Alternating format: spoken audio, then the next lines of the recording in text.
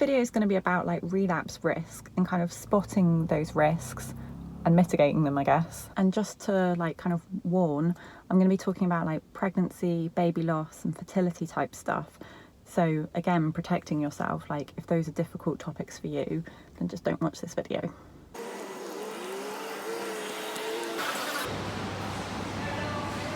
Very much careful. Thank you. Look at Stevie's idea of hiding. Also, we're not allowed to use our reusable cups because of COVID. Look at Bertie's little bed. Hey, Bert.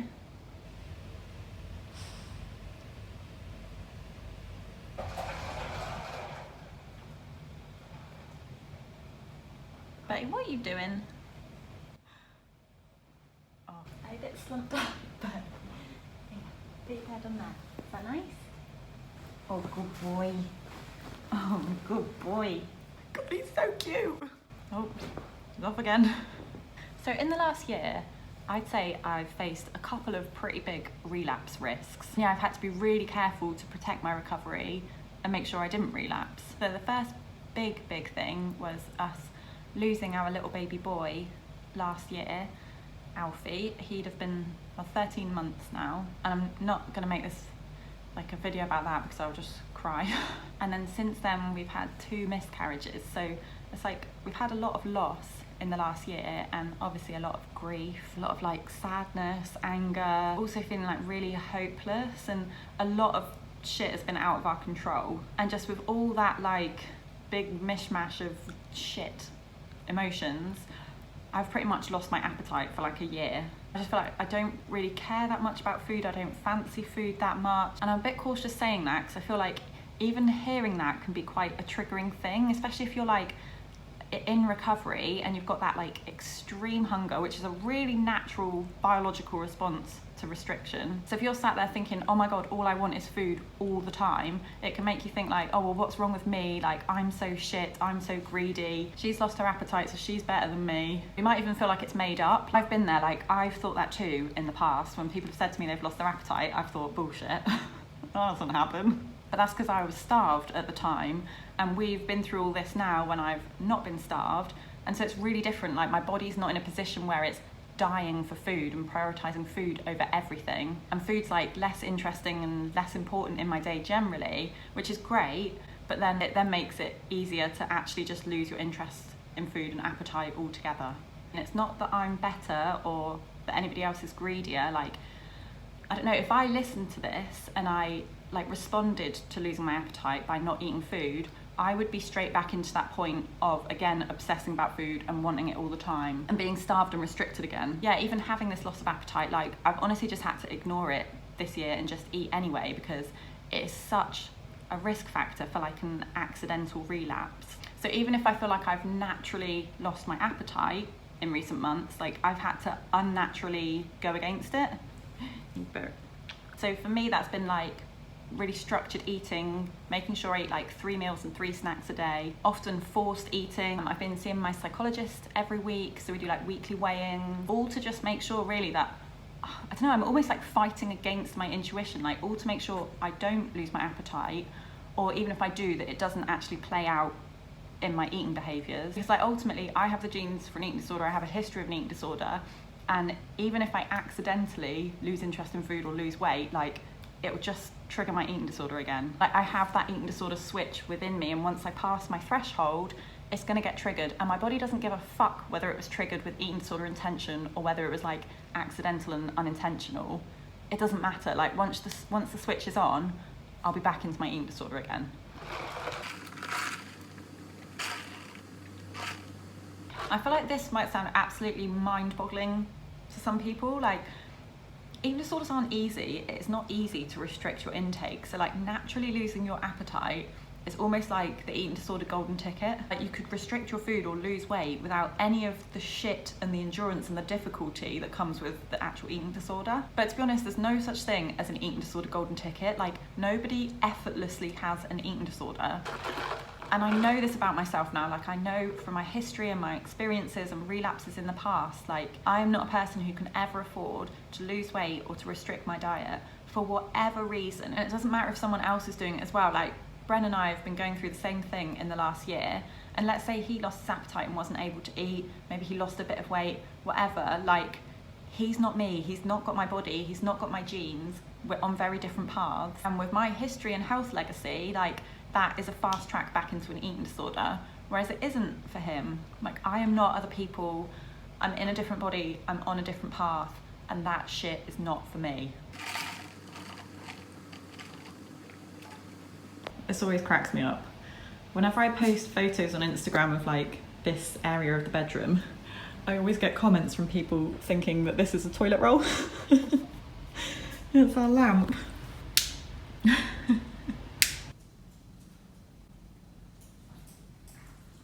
Hello, puppy. Look at this plant which is growing down our stairs. Right, Bren's was called to ask what we fancy doing for lunch, and we decided to go out. Look at Bertie. So we're just gonna go and meet him now. Bye, boy.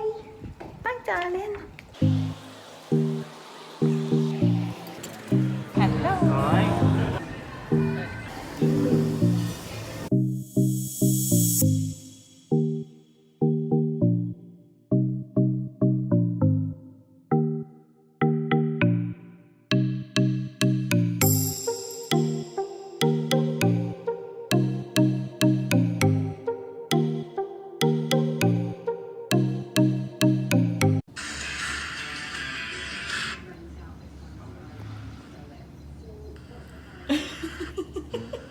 Flick, flick, flick, flick.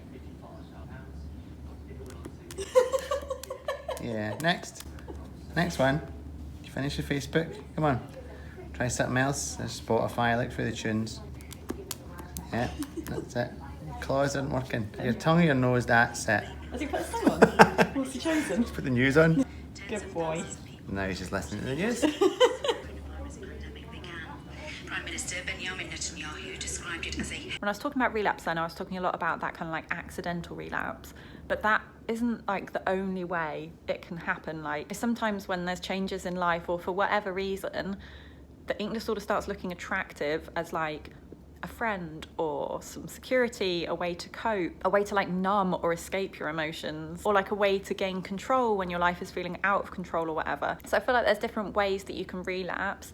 And like with what we've experienced in the last year, I've still been seeing my psychologist every week, and her and I talk about that route to relapse as well. So she calls it your eating disorder DVD, like the thoughts you get that are eating disorder thoughts, your eating disorder mindset, or your DVD playing in your head. So every week she would say to me like, has your eating disorder DVD been playing? And I feel like I'm really lucky in that when this happened to us, like I was in a strong place recovery wise, but that's not always going to be the case. Like life doesn't always wait until you're doing really well before it chucks some shit at you. And it's not your fault if the eating disorder starts looking tempting for whatever reason, but I think it is your responsibility to not let that happen. Like screen for your eating disorder DVD, recognize when the thoughts are playing. Like if I would get an eating disorder thought, I'll be like, oh my God, getting an eating disorder thought, and then I have to like eject that thought by doing opposite actions. So whatever the eating disorder DVD tells me to do, I have to do the opposite. Because even if the eating disorder does start looking tempting, like those are all just short-term fixes, like a way to just feel better now,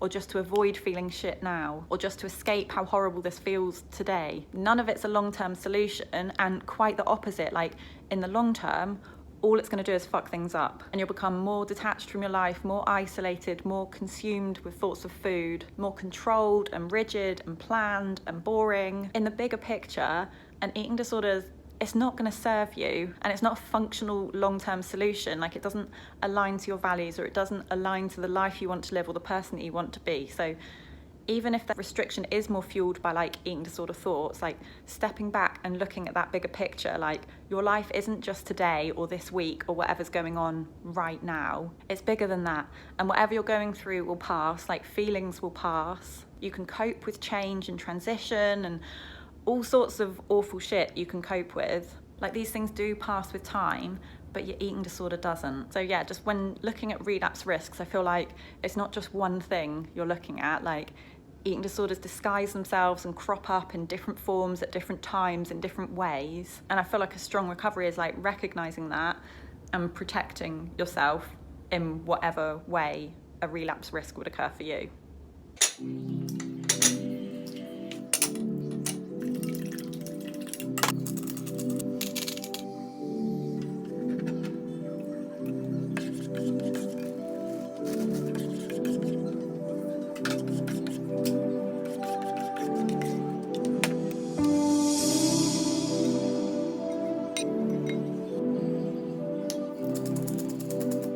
Scrambled egg and avocado on toast for breakfast.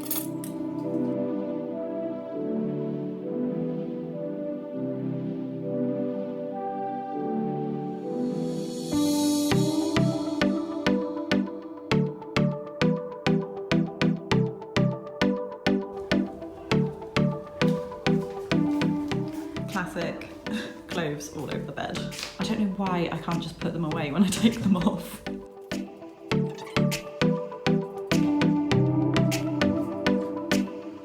Another big relapse risk, which I think has presented itself fairly recently, has been around like with trying to conceive. I started looking into like, well, what things can we do? I had reflexology, I had an acupuncturist come to the house. I started reading a book, and all of these things like come with advice of like, oh, have you tried this? Why don't you do this? And I cannot believe the number of things that are just flat out massive eating disorder triggers. There's so much like, do eat this, don't eat this is good, this is bad, avoid this, process this, refine that, toxins, chemicals, blah. Like honestly, it's like a different language to me. It's not something I've really been that exposed to in the past. I guess maybe it's more of like the orthorexia side of an eating disorder. And I can see how like if you're going through like a health condition or like we are trying to conceive, like you get given all of this advice, and part of me when I hear it is like, wow, maybe I should be doing that. And I've literally got to catch myself and be like, oh my god, no Meg, like that shit is not for you. Like restriction is just too dangerous for me, and it doesn't matter what the intent is behind it. Like even if it's not eating disorder fueled, for me it will trigger an eating disorder. And I can think like, oh, I'll just do it in moderation, like I'll just be careful of it and I won't get too obsessed. Like I'm just not that person. Like I can't even go there. I can't like dip my toe in it a little bit because I'll just fall right in. You know, like give it an inch, it'll take a football pitch. Bet he's made himself a nice little bed in the pillows. I feel like it's important to be aware of like these kind of relapse risks because they can present in like a different form of eating disorder to what you've had in the past. But in a way it's all just like wrapped up in different packaging, like it's just an eating disorder rebrand. It'll still be just as devastating to my life, and for us now, like we kind of, I don't know, I feel like I've got so little control over what we're going through that hearing like, oh, you can control your diet and that could help, that's like a little bit of tangible control, like it's something I could do. So it really nicely disguises itself as like this good thing. It's like a healthy behaviour, supposedly, but you know, healthy behaviours are not healthy if you develop an unhealthy obsession with them, and I would. The negative impacts of worrying and obsessing about, I don't know, some sort of toxin in my diet. I don't even know if this is the right terminology, but you know, like that worry and obsession is going to be far more damaging than that toxin ever would have been. So I'm careful about how I talk about this. I feel like it's a touchy subject, talking about relapse risks and triggers and that kind of thing, but at the same time it's out there. Like we're not going to recover into a world where we're never triggered by anything, or not even triggered. Like I feel like this would kind of be tricked into it. You could do it without even realising, like really unintentionally and innocently and almost like accidentally I could buy into this, and then bam, I'm like straight back into my eating disorder. So the acupuncturist who came was telling me all this stuff that I should do with my diet, and I was like, right, I've actually got a history of an eating disorder, so I can't do all of that stuff.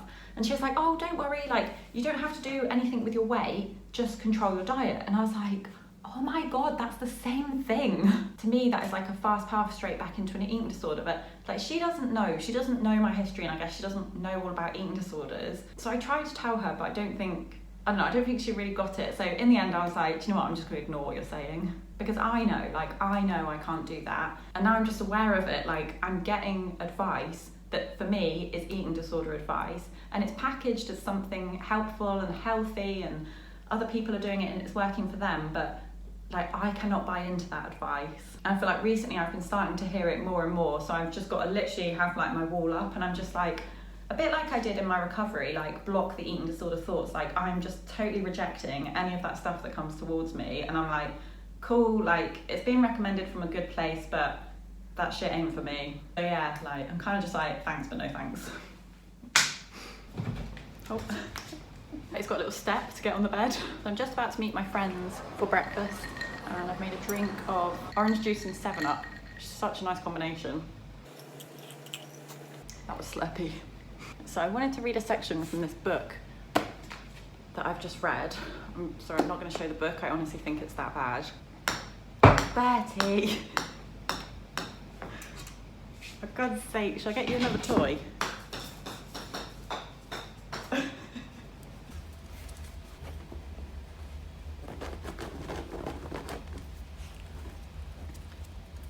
Right, I've just got Bertie an actual treat and toy, so he's not playing with a golf ball. This one, like, you put treats inside and then he has to chew it to get them out. So, bum view. This chapter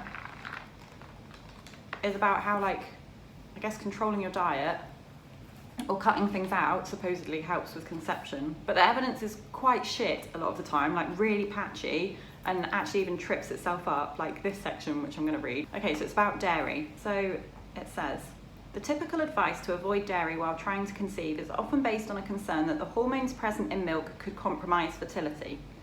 Right, sounds scary. Yet the studies so far have not found a clear link. We know from the Nurse Health study that a higher intake of full-fat dairy was actually associated with a lower risk of ovulation disorder, right? And then in a more recent study of IVF outcomes, women with the highest dairy intake had the highest chance of live birth. So actually the evidence suggests that having a diet high in dairy improves your chances of having a baby. Next bit.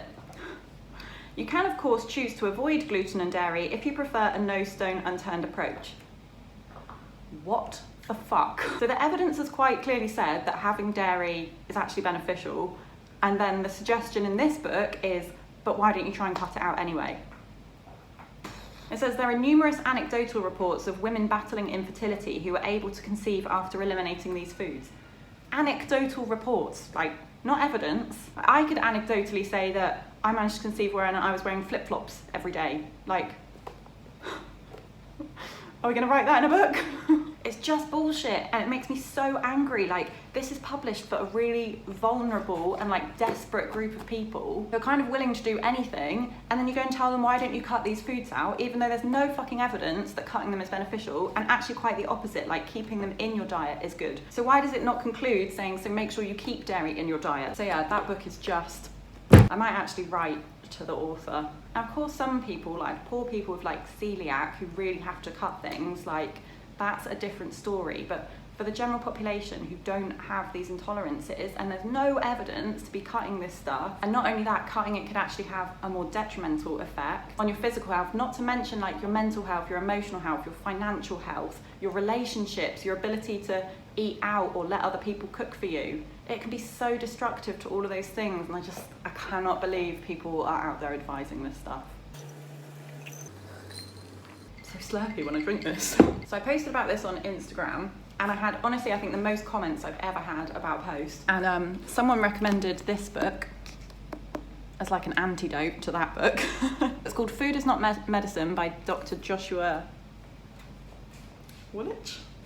I really should know how to pronounce that surname. I know it's not Woolrich, but yeah, Woolwich. I haven't read it yet, but I follow him on Instagram and he is brilliant. Like, he really blows up these myths. And just like looking through the contents of this book, it's like, your weight does not define your health, food isn't medicine, stop demonizing carbs, ketogenics and diabetes, food cannot cure cancer.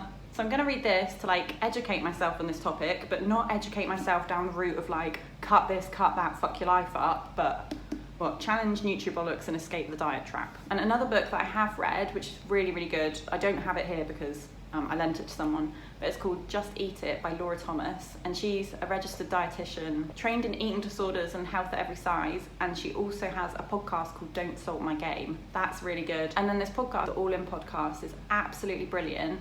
It's more about it's about hypothalamic amenorrhea, so loss of periods, getting your periods back, and it's hosted by Florence and Nicola, and Nicola's written a book called No Period Now What, which I've ordered. I haven't read it yet, but I've heard such brilliant things about it. So I'll put the links to all of these things in the description to this video. So if you know other good resources, put them in the comments below so other people can find them. It can be a hard world that we're recovering into, like this bullshit information that's coming at us, diet culture everywhere, shit that's just going to go wrong in life, which could lead you to lose your appetite, or could lead you to get your eating disorder DVD playing again. But whatever it is, whatever angle it's coming at you, just got to be strong against it and block it, eject the eating disorder DVD, force yourself to eat even when you've lost your appetite, follow good people on Instagram, read good books, don't buy into this shit that's out there, because even if it works for someone else, great, you're not them. If you know it doesn't work for you and you've got a history of disordered eating, that shit just isn't for you. Hopefully I'll post another video soon. I'm so sorry about the big gaps and delays in me doing them, but yeah, right, lots of love.